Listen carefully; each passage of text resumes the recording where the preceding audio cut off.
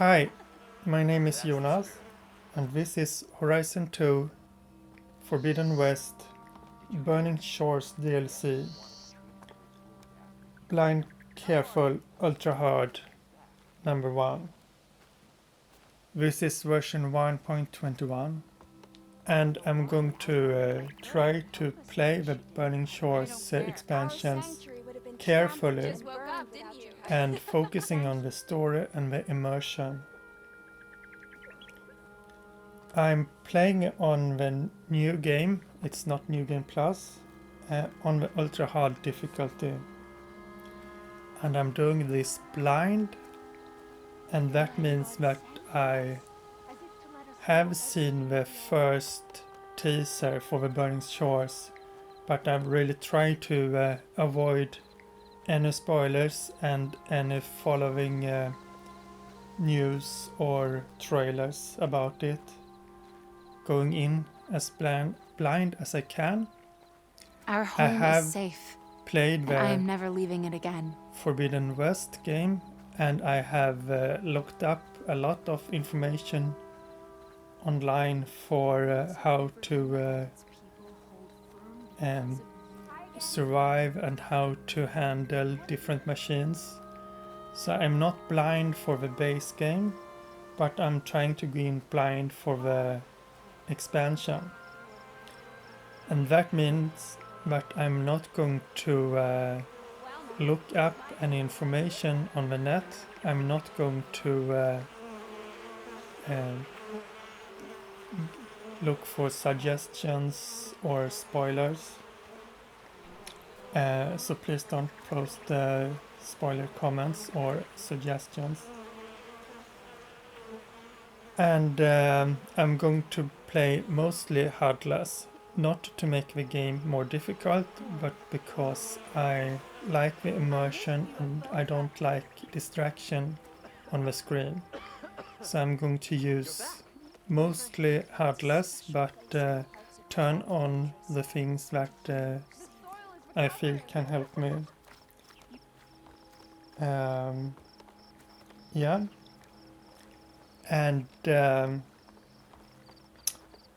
I'm recording this in 4K 60 frames per second HDR, and the YouTube takes a long time to process HDR. It can take up to 10 days, so it may not be in HDR at the time that I'm uploading it, but it should be in a couple of days. And I'm going to mark the chapters for everything I do. So if there is some parts that you're not interested in, you can just use the chapter select in YouTube to jump ahead to the point, past the points that you're not interested in. And I'm calling this a blind, careful, ultra hard, and that means that I'm going to try to avoid hurting Aloy. I don't want to put myself in risk to getting hurt, and I'm really trying to avoid getting killed. So if I can do something without taking any damage, I'm going to try to do it. I recorded this just moments before the actual release of the game. So goodbye for now, and I will see you in a little moment.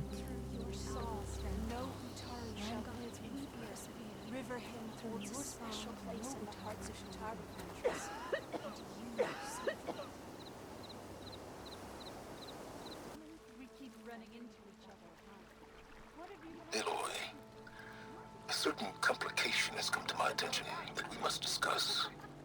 I'll be waiting at Tildas. It's proven to be a useful headquarters for my inquiries into the Zenith base. And don't worry, I haven't disturbed her precious art. Fine. I'll be there when I can.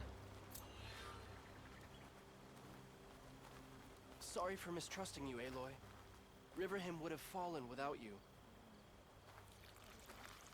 Hi again. All right. Feeling better. So I got a message from Sylens to meet up at the Tilda's base. I'm just now at Riverhim at the northern part, and Tilda's base is to the southwest, northwest of the base, Zenith base. So yeah, let's get going. Should we ride or take flight?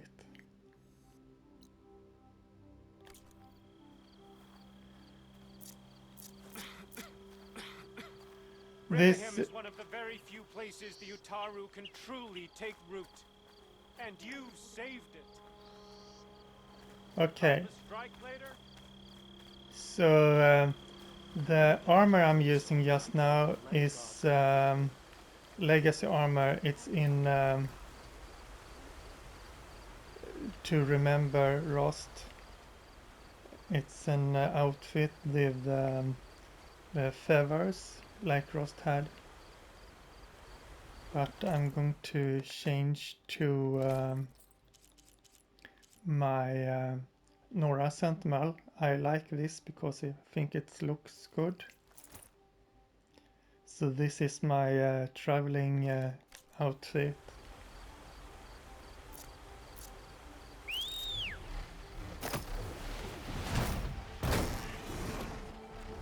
Okay, so let's get to the Tilda's base. That's the place where we had it was the Tilda's old home before she went to the stars.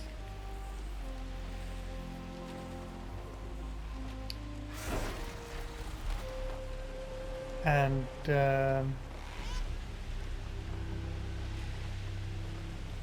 she had an art collection. Okay, so I'm not going to feel stressed about taking too long to do things, because I love the beauty of this game, and I like to just experience the nature.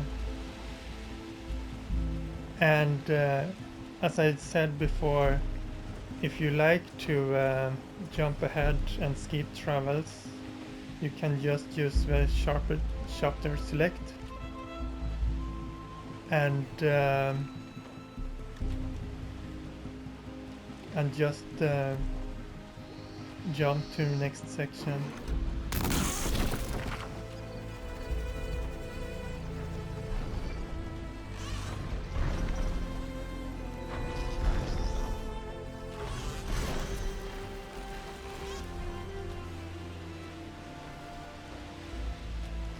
But I can take this time to talk a little bit about the difficulties that I'm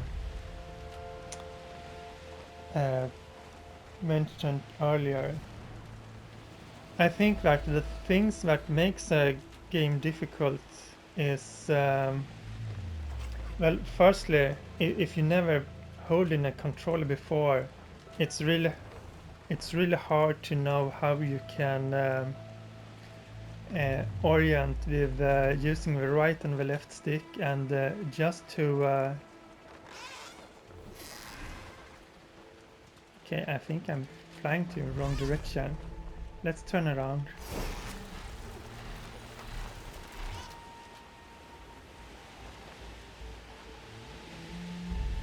Yeah, so first you have to actually know how to use the controller, and that takes a bit of practice. Then the thing about the actual game is because there are lots of new stuff to learn about it. The first time that I played the Horizon Zero Dawn, I was really overwhelmed about everything.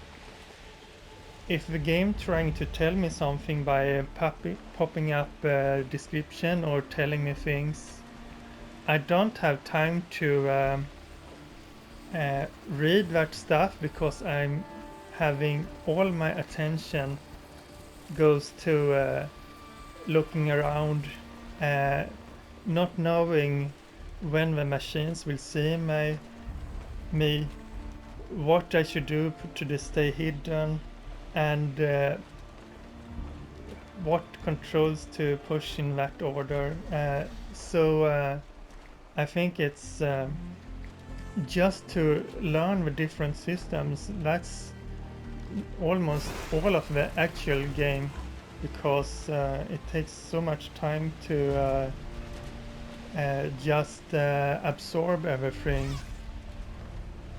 So I think that the things that make it hard is because you haven't learned everything at the beginning. So it's the learning part that is the heart of what the game is. You know, to learn new systems and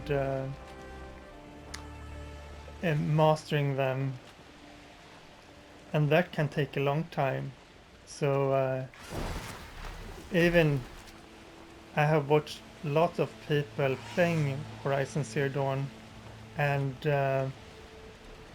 most of the time it was the case for me and for many of people that I've seen playing, is that they can play the whole game and still not have learned most of the basic systems, and you have to play it again and again to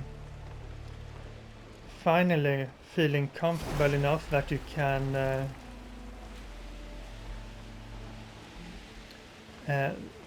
can start to notice new things and learn different things. So I also think that that's the reason why the difficulty is tuned as it is, because even if it's not hard, if you actually have learned everything, it takes a long time to learn the system.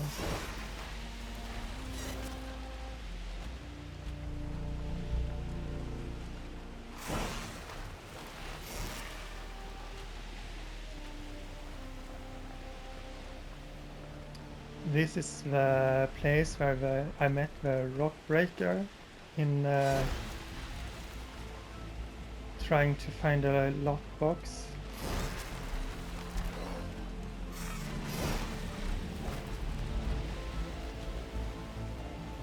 And here we have the desert and the Las Vegas.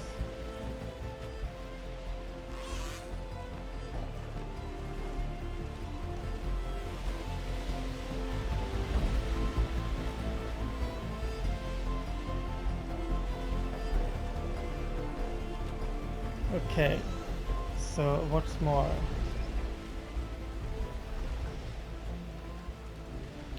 Yeah, you also have a complexity of the game, so the number of systems to think about, and there are a lot of systems in these games, but I think that the type of complexity is of a degree that I do like. There are lots of other games that has so many things to think about that it's a type of complexity that makes it too hard to feel that you can actually master it. So it's not enough that you have lots of complex systems. It also has to be of a type that you can feel that you can grasp it, and the thing that makes a game fun, I think, is that you always has an idea on how to do things better. It's the thing about constantly learning and finding new things that you can improve. And that is what I think makes a good game.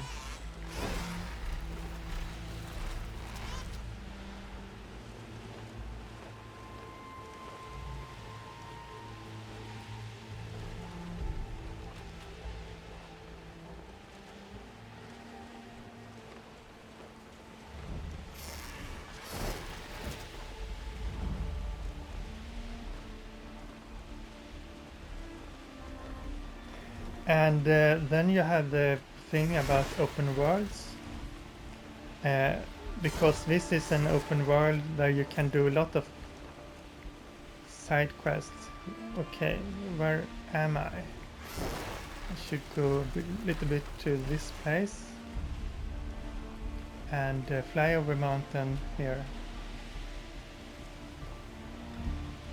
I don't like invisible borders, but this type of border is better than other types. I would prefer to be able to go wherever I wanted, but if we want to have borders of the world, it's better to have it as a... Okay, it's here we are. I got to turn around again.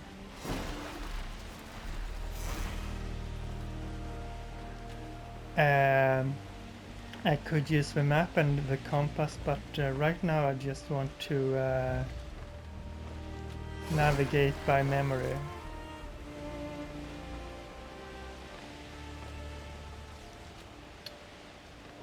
Yeah, so I don't like the invisible walls that you can just jump right into.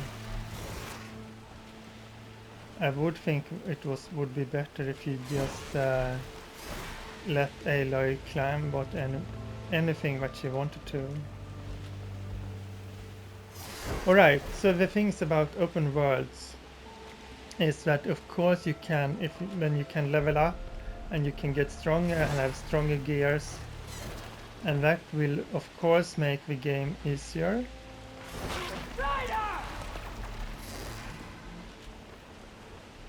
This is the part where we have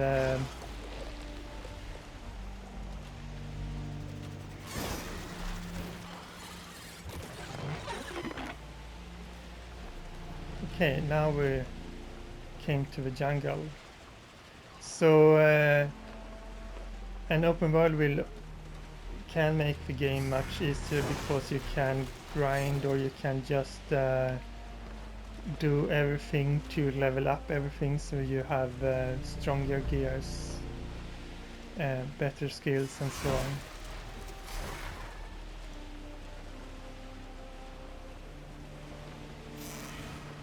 Okay, now I see the base here.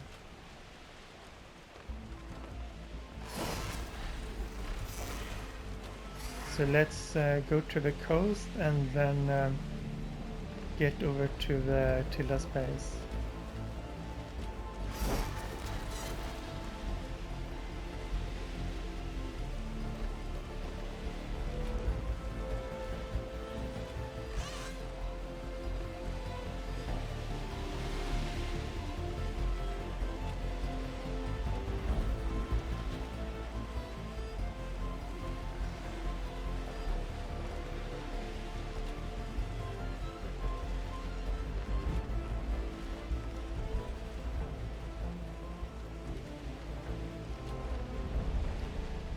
Yeah, and another thing about open worlds is that,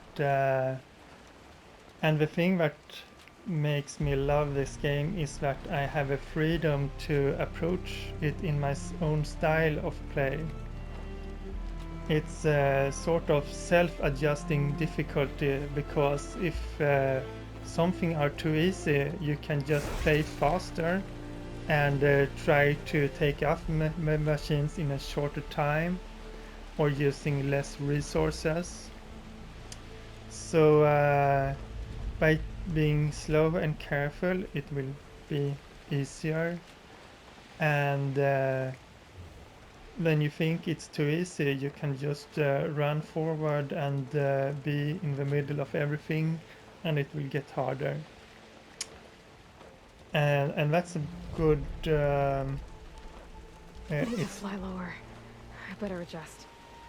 it's a good game when you have its self-adjusting difficulty. And often the self-adjusting difficulty is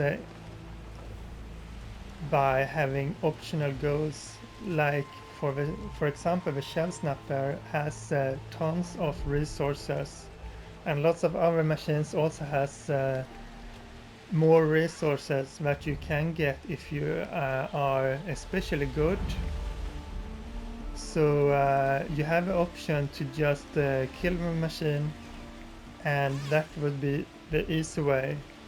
But you could also try to get all the resources from the machine, and that would be much hard because you have to aim correctly. Right, looks like we have a cauldron here, and we should have a Tilda space somewhere near here.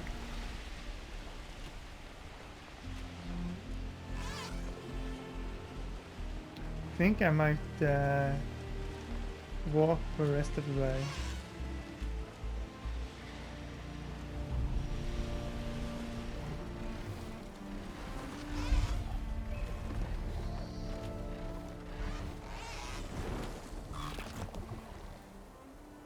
Time to get off.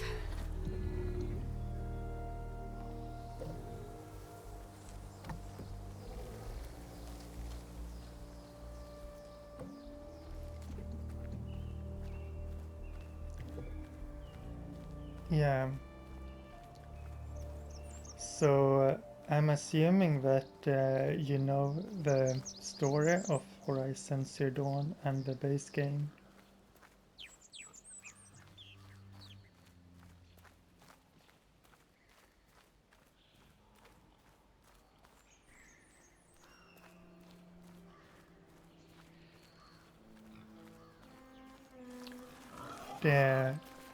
I recently wrote an article about Sylens because I think it's a very good depiction of someone with type 1 psychopathy, and I'm really passionate about diversity and of all the types of people. So I think I'm self a bit of an Asperger.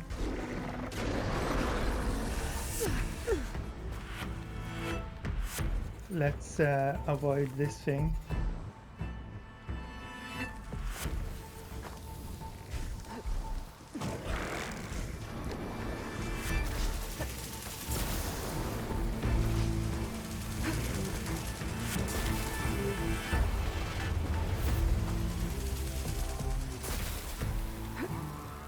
Huh. Alright, maybe I should be a bit more observant. So, yeah, what I wanted to say was that Easy, boy. you have some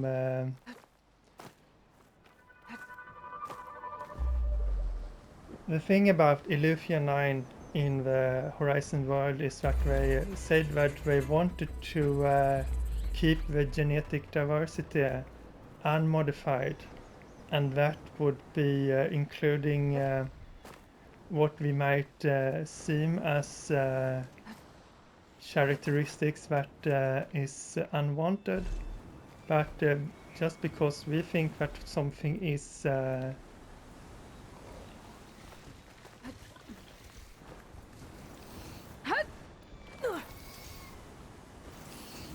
huh.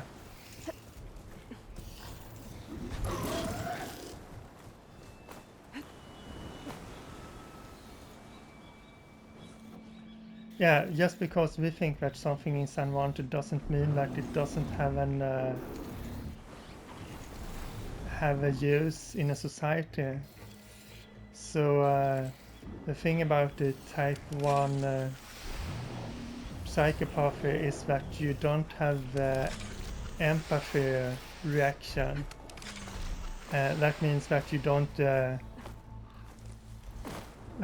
have the automatic reaction to mirror someone else's feeling. So you literally don't have shame in your body. And that's a personality trait that could be very beneficial, for example, for someone like an firefighter. Should be able to walk into dangerous situations like a burning house to rescue people. And that's a type of thing that a type 1 psychopath would be very good at, because it doesn't have that fear reaction from external stimuli. But it also means that it doesn't have a reaction to feel bad if it hurts someone, some other person. But it's up to the actual it's the situation, the upbringing, or the society that determines if that type of person would be harmful to the society or not.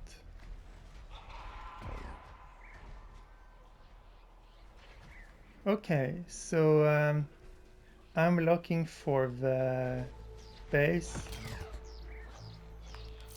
Let's Plasma's not gonna hurt that thing much. let's take a look at okay. There are a lot of machines up on the path, so I'm taking the hard way here.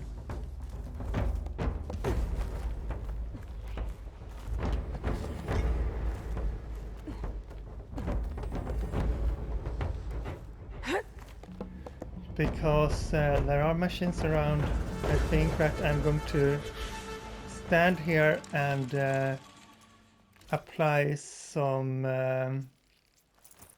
a bit of disguise, so that I can go around without getting detected. So this is my stealth outfit.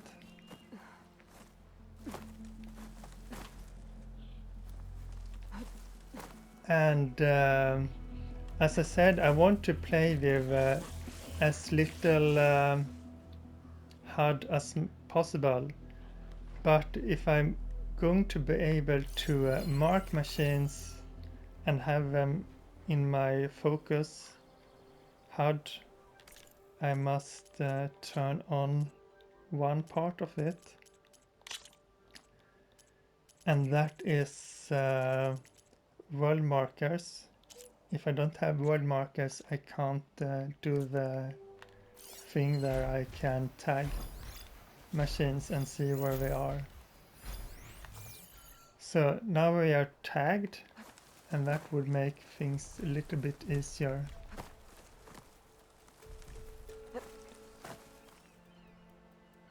Okay, let's check the map, because I'm not... I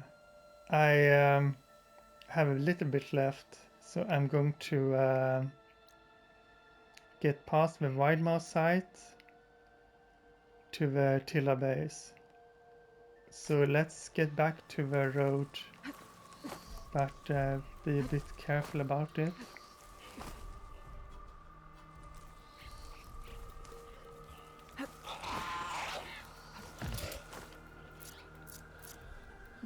Could use a smoke bomb to run by.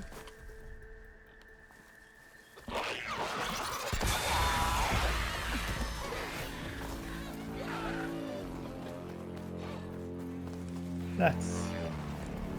This is a bit faster than climbing along the cliff shore.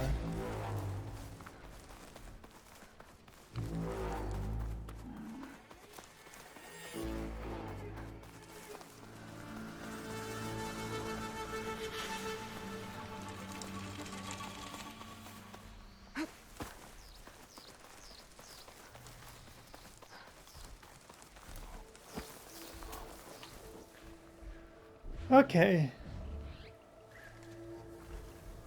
Now we can go the rest of the way. Here we have more climber jaws and an acid bellowback. Let's mark them.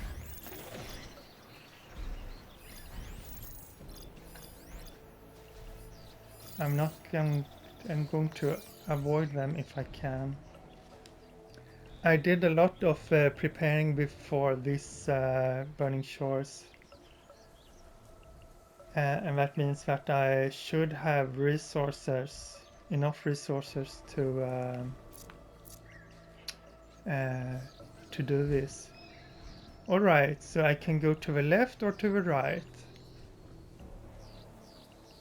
I think it's easier to go to the right.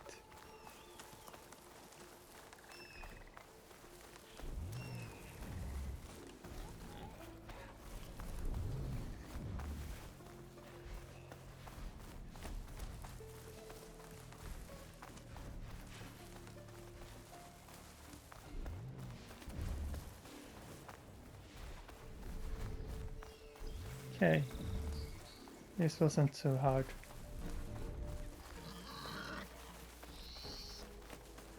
I love this forest and the dense vegetation.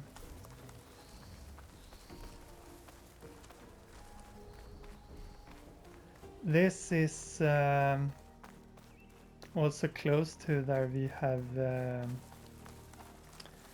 Easter egg for the... what's it called? The Japanese PlayStation game.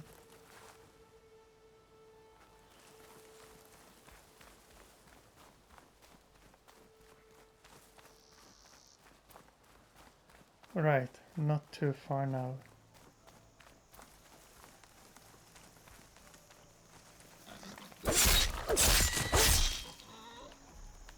Did you survive?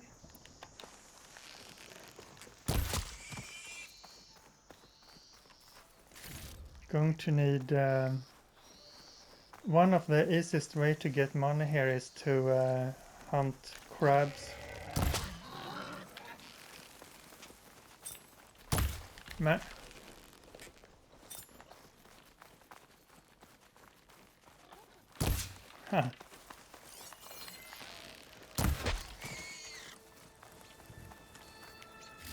See, I'm not super good at actually aiming and hitting the target, but what I was going to say is that it's going to need a lot of animals and hunting crabs and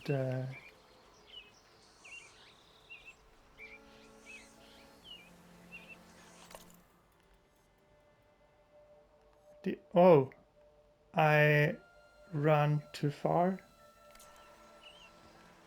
That can happen when you trying to find your way without the markers. As I said, I wanted to at least start out by just experience the world, because I really think it's beautiful. So if you want to, as I said, you can skip ahead if you want to, but these hills is really beautiful.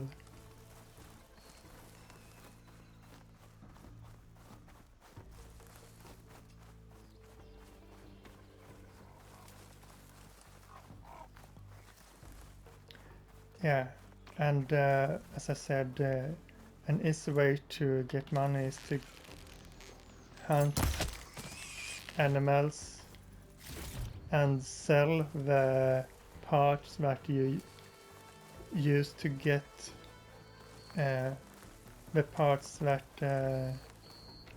you could use to upgrade your pouches, because when the pouches are fully upgraded, you don't need that bit anymore. So it can be used to get more shards. Here is the mansion.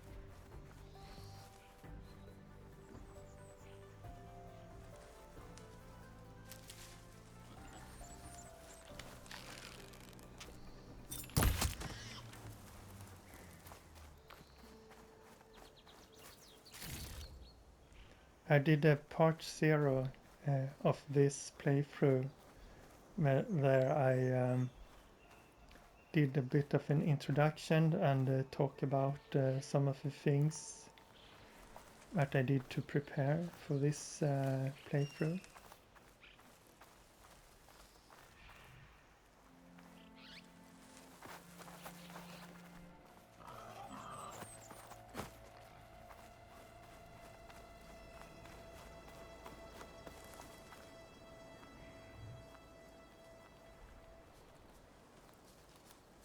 This is Behemoth.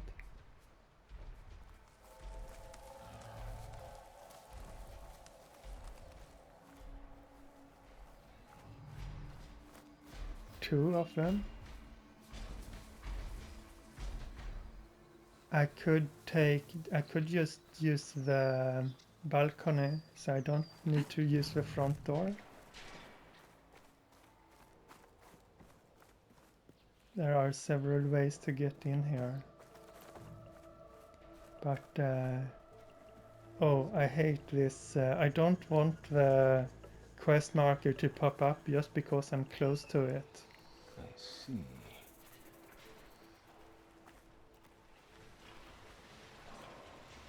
There should be a balcony somewhere.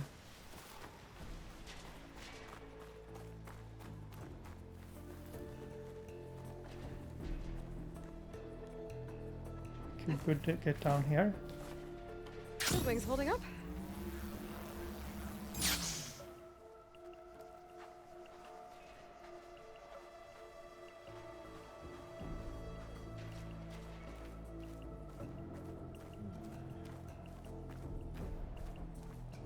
I saw him. Okay, let's change outfit to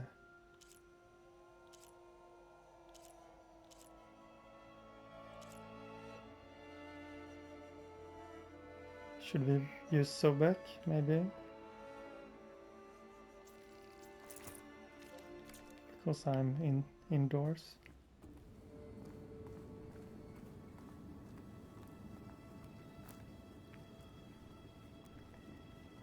So I'm going to be more silent during quest dialogue.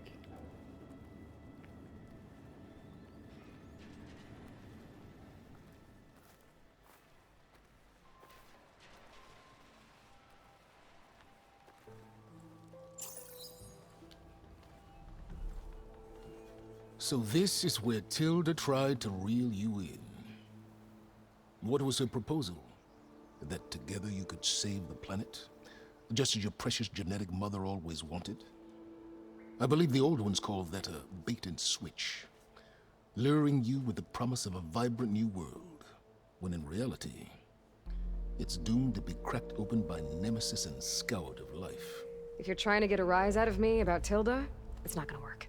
And if you really believed we have no future, you wouldn't be here.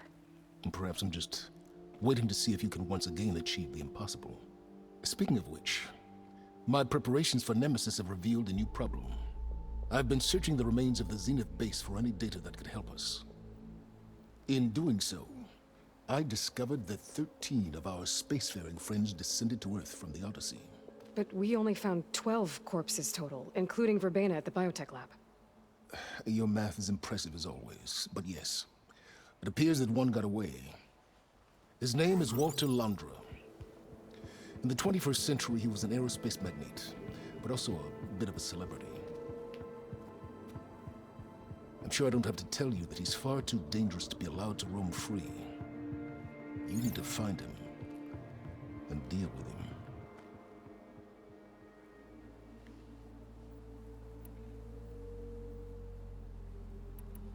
You said Walter Londra was a bit of a celebrity. What does that mean? Although he made his money in aerospace, he put vast sums into the production of holographic entertainment. In fact, his wife was a famous actress. The two of them were often featured in tabloids and other media. Tabloids? A type of a news outlet that tracked the personal lives of celebrities, allowing legions of fans to live vicariously through the rich and famous. Oh. Yuck.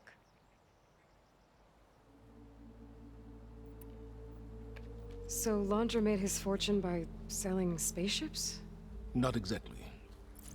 He built ships and drones that could mine near-Earth asteroids for rare metals, generating untold riches. I'm starting to see why you're worried. Indeed. Thanks to us, he no longer has access to the Odyssey or the Zenith base, but he likely has extensive knowledge of potent old-world technologies. As such, he represents both a threat and an opportunity. You think he might know about something that can help with Nemesis? It's possible, yes.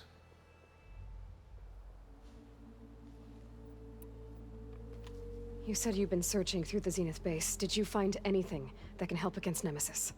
Well, I believe our best option is to unearth powerful technologies from the Zeniths, the ancient past, or both. And with such knowledge in hand, we might be able to build a weapon to hurt Nemesis in a way that it can't currently anticipate. Surprise attack? I like it. Don't get your hopes up. I found a few leads, but nothing concrete. It will be a long search, I fear.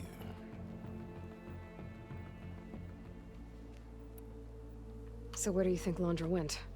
The coast, far to the south. An area racked by tectonic shifts and volcanic activity. The few Tanakh who have ventured there refer to it as the Burning Shores. But 1,000 years ago it was called Los Angeles, a hub for the technology and entertainment industries. Londra's space mining company, Heaven Sent, was headquartered there. It stands to reason he would retreat to familiar territory. I'll send you the coordinates. So, are you ready to track down our rogue Zenith?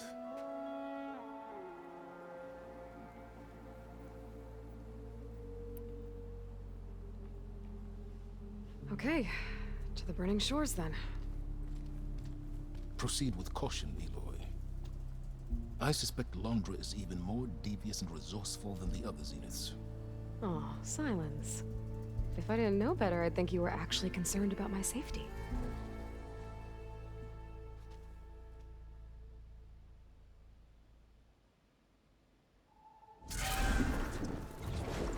Aloy? I hope I haven't caught you in the middle of fighting a giant machine or something. Hey, Beta, I'm actually on my way to the Burning Shores. Oh, right. Gaia and I heard about your mission from Sylens. Be safe, okay? We'll be here if you need us.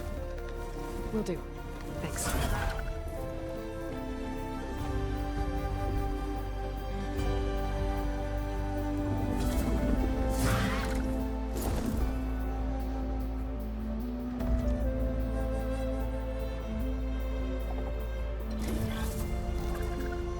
This is it. Londra's headquarters shouldn't be far. Okay, that can't be good.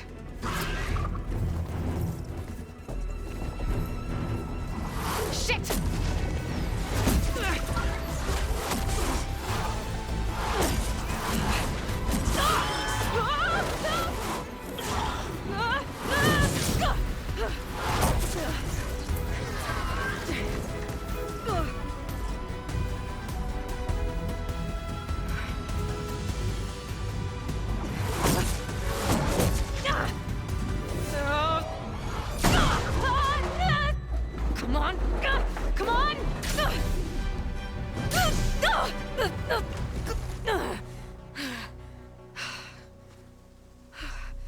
Were you actually flying just now? Yeah, Just, not my best landing. Damn, more machines.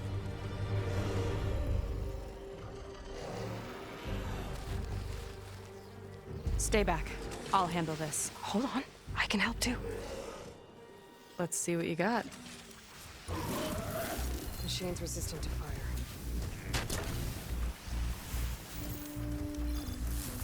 See those glowing crystals? Takes one hit to detonate. Yeah, okay, got it. Okay, that's directly into battle. So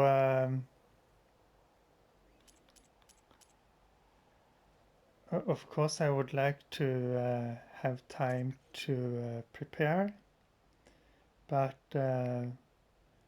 since I don't have it, I should at least should scan the machines, mark them. I should have a better outfit for this. Let's see if we have okay, I don't have a mount, I don't have a flying mount, of course.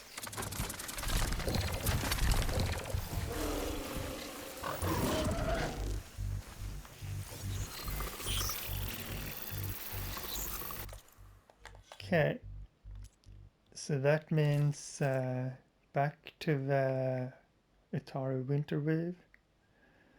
And all the outfits has different strength and weaknesses, and this is weak against acid and fire. So it should be okay for those machines. Let's put it on.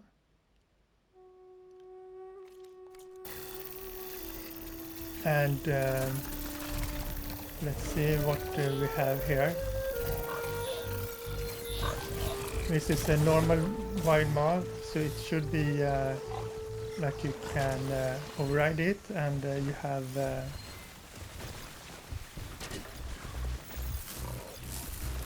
not everything is overrideable, but I should be able to override one of them. And let's see what we have here. It's weak against purge water and strong against everything else. I have handled these types of things before, but should prefer to keep my distance and let the machines take care of themselves. So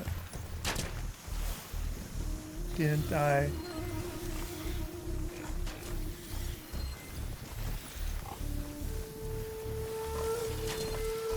okay, see if I can call on this attention for this. Should lure it away.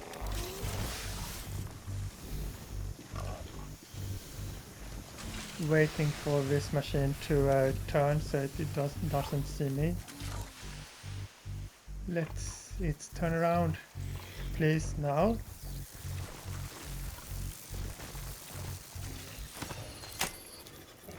So, and take over this one. Okay, now we switch to the Tenac Tactician. That will make the overridden machines better. And I want to have my purge water arrows ready. And now I should see if I can make this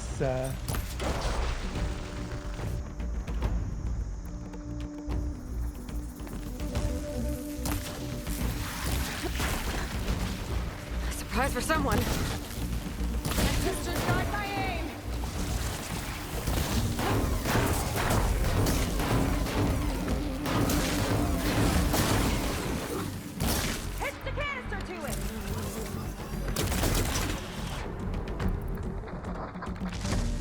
let's see, I think it's shocked.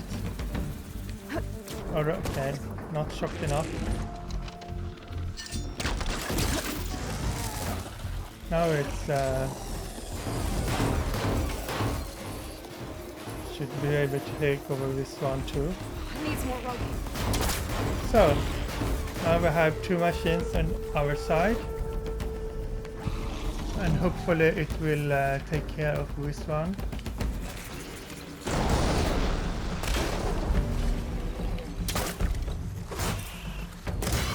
Lights out! Do we have anything else here that wants to? Maybe this one? Okay, so you have crystals here that was what did we say Fire about? beam, but more volatile. Detonates on impact, so I can do that. Okay. That's an example of getting overwhelmed because I didn't really have time to listen to everything of this because there was so much other things happening. Okay, so we should have everything fine now, but maybe the quest wants to actually kill machines. That's unfortunate because I would prefer them to just be my friends. But since we have two of them, maybe they can fight each other. So let's let damage one of them and let it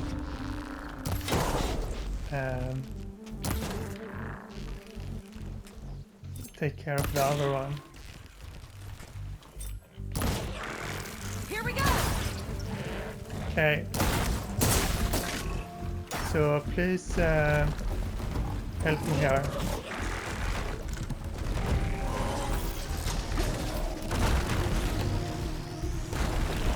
Oh, that was the suction. Okay, back to the perch water then. Careful.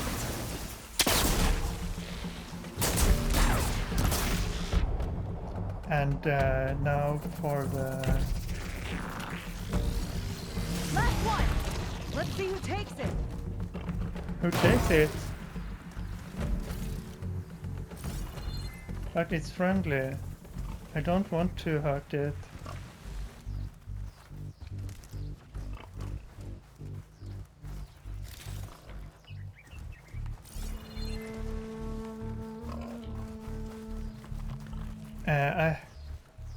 I actually did get hurt. That was not... I want to try to avoid getting damaged. Just in case we have some sort of things that happened after that machine is killed. Just want to see if there's something I can pick up here.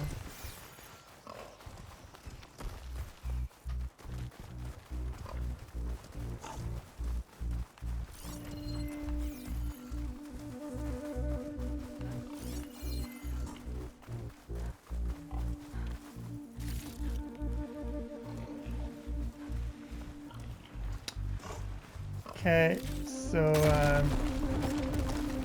this shouldn't be super hard. I don't need to take special resources for this, so I just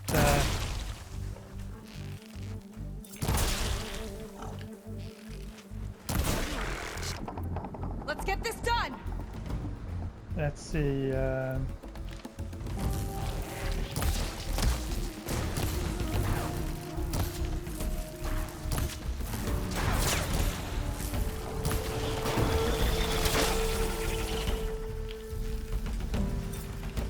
Where did he go?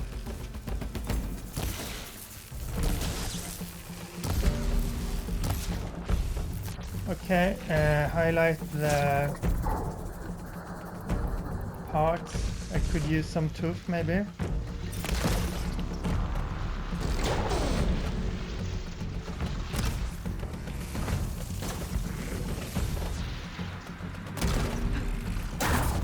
Thank you. That's could be used for some upgrades. And then we got other weak points. It seems that my companion has done a lot of binding.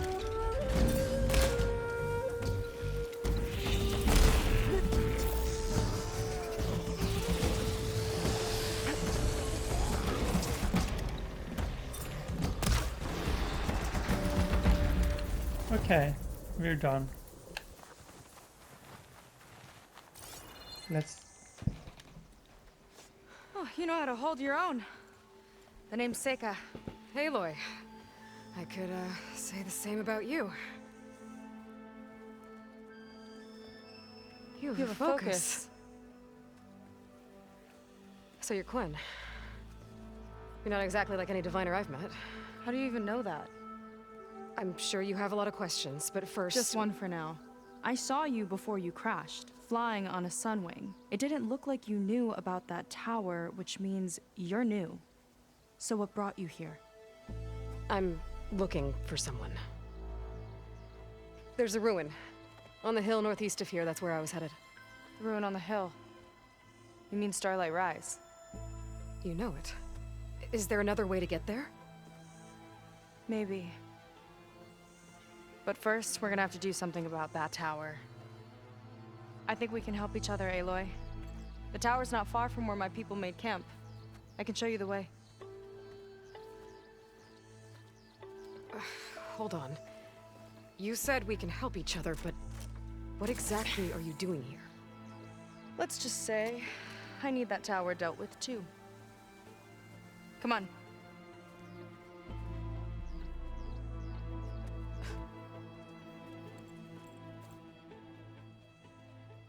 This way. Follow me. We'll have to take my skiff to get to the settlement. What were you doing out here anyway? The skiff's rudder is a bit off. I was after some parts to fix it. Just need to hunt alone. a moment. I just want to pick up this.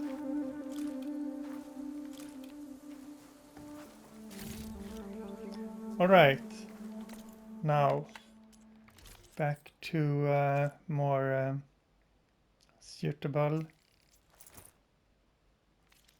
outfit.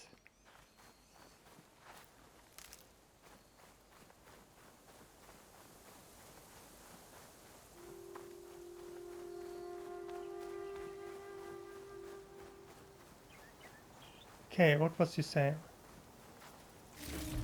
What were you saying? Continue. Aloy! Shall we continue?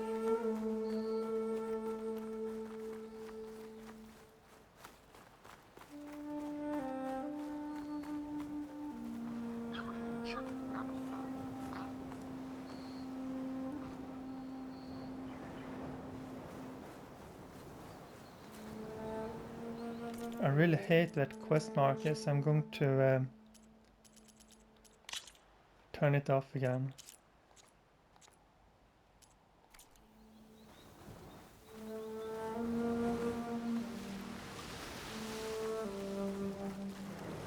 Here she is. I just need to attach this component I picked up. Hold tight. Never seen a boat like that before. Me and a gearhead back at the settlement roped it together. Works well enough. That'll do it. Skiff's good to go. Hop in.